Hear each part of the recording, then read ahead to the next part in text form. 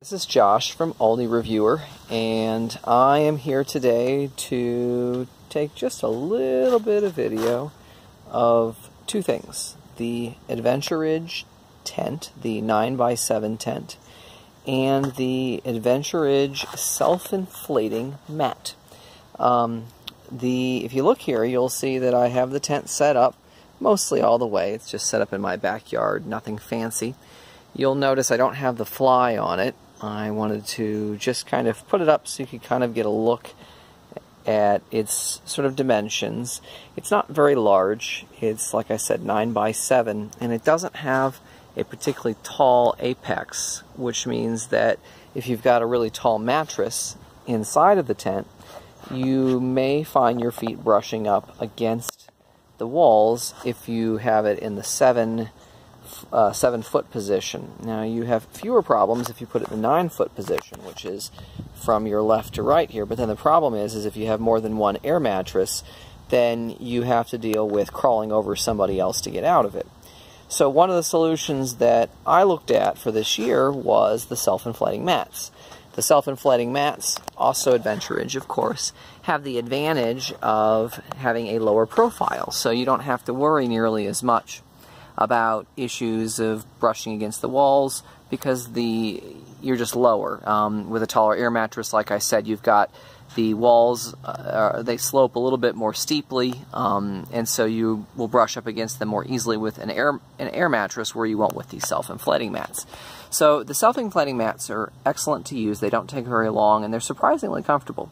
And as you can see here, I actually have 4 of them set up side by side in this 9x7 tent, although you're kind of crammed in like sardines if you go that route. We've tested both. We've used the tent, we have used the mats, and both worked really well. The tent was really easy to set up. It's easiest with 2 people, but you can set it up with 1. It's very easy to set up.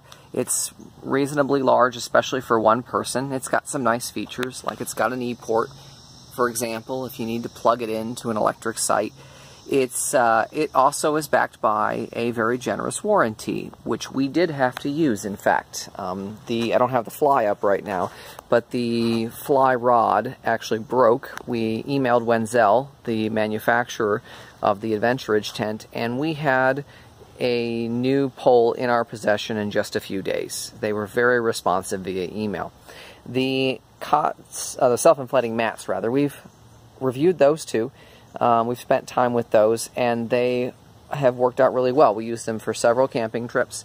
They set up pretty easily. They don't take very long. They inflate nicely. You just leave them alone for a little bit of time, 5 to 10 minutes, once you've set them up for the first time. The first time you use them, you actually want to give them several hours to inflate to kind of take proper form, but once you've done that the first time, they inflate fairly quickly. As I said before, they're surprisingly comfortable, especially if you put like a sleeping bag or something on top of them, and they fold up really compact when you're not using them.